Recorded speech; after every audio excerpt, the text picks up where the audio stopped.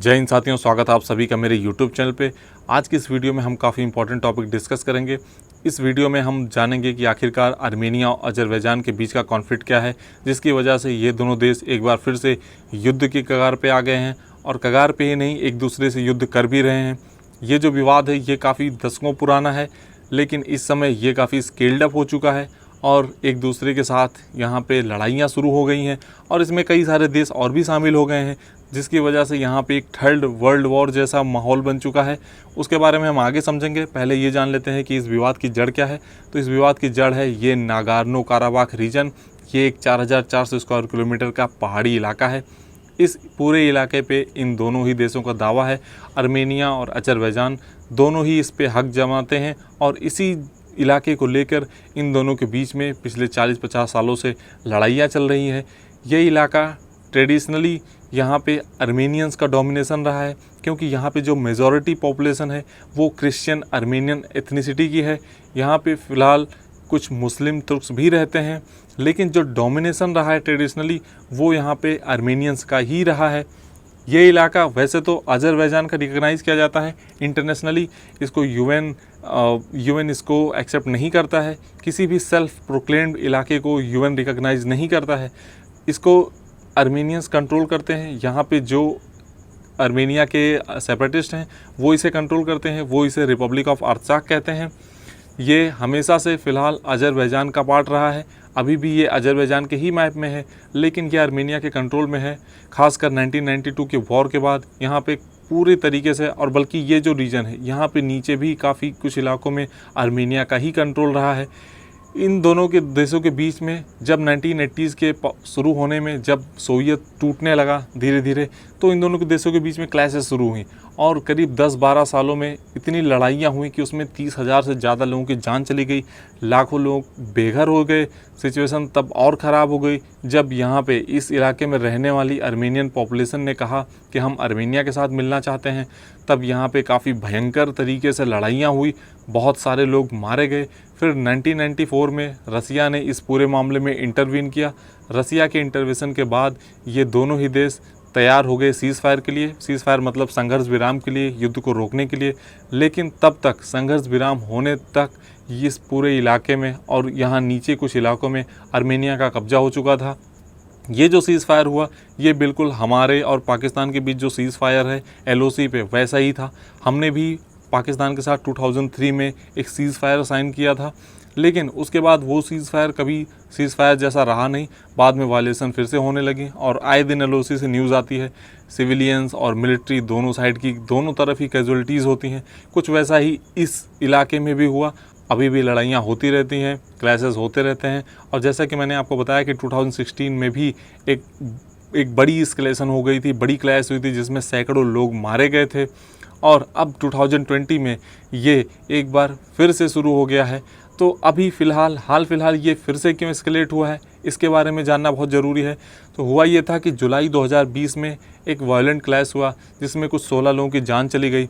Azerbaijan में काफ़ी गुस्सा हुआ इस मामले के ऊपर, वहाँ में की पब्लिक में काफ़ी एंगर हुआ, क्योंकि ये जो सिटीजन्स मारे गए थे इनमें ज़्यादातर अज़रबैजानी थे। तो वहाँ की पब्लिक ने काफ़ी प्रेशर बनाया गवर्नमेंट पे। अज़रबैजान ने भी फिर रिटेलिएट किया। अज़रबैजान ने आरोप लगाया कि पहले आर्मेनिया ने हमला किया। आर्मेनिया कहता है पहले अज़रबैजान ने हमला किया था तो हमने रिटेलिएट किया।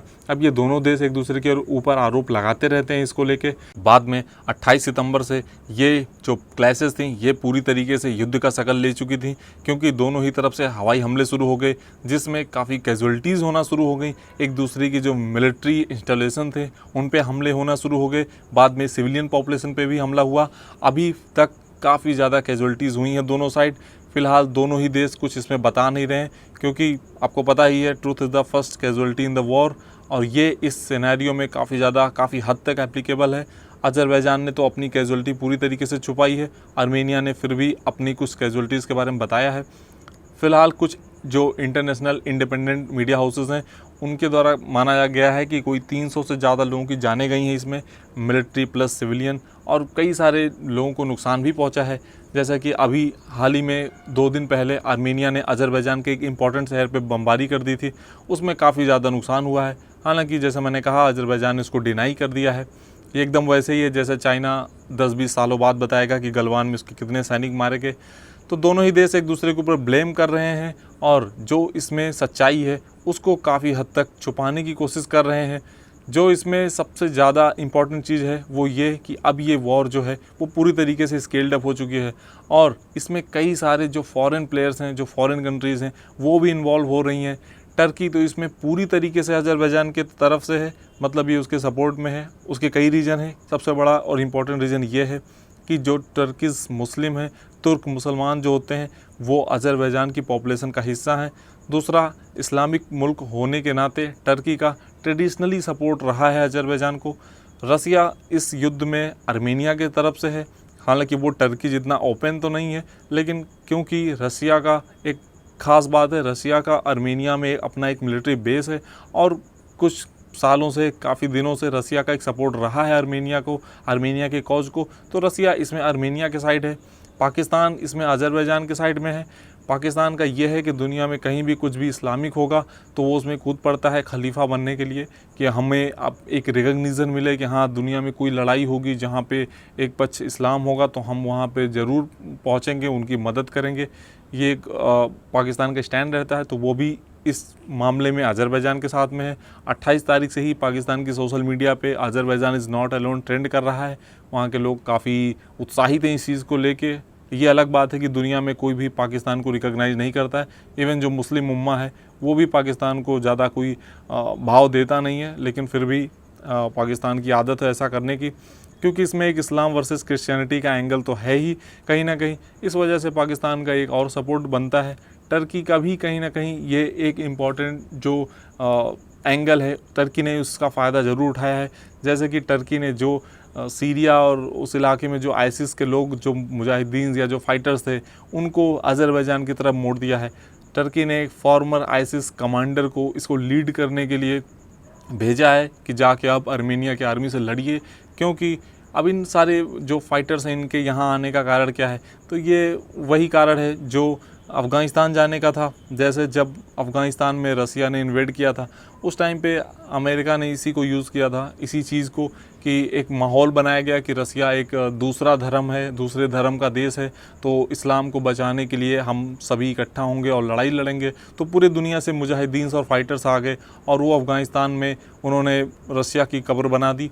वही एक माहौल बनाने की कोशिश यहाँ पे टर्की कर रहा है। वो जो फाइटर्स हैं, मर्सिनरीज़ हैं, आईसिस के लोग, आतंकवादियों का इस्तेमाल कर रहा है। यही आरोप कुछ पाकिस्तान के ऊपर भी है कि उसके भी जो नॉन स्टेट एक्टर्स हैं इन इलाकों में, वो भी उन्हें सीरिया और लीबिया के रास्तों से अज़रबैजान भेज रहा है वहाँ पे आर्मेनिया की आर्मी से लड़ने के लिए। अब ये एक तरफ से ही नहीं है, ये दूसरे तरफ से भी है। आर्मेनिया के गवर्नमेंट का जो ट्विटर अकाउंट है, वेरीफाइड ट्विटर अकाउंट, वहाँ से ऐसा ट्वीट किया गया है जिसमें लिखा गया फेथ एंड पावर, और उसमें नीचे एक फ़ोटो है।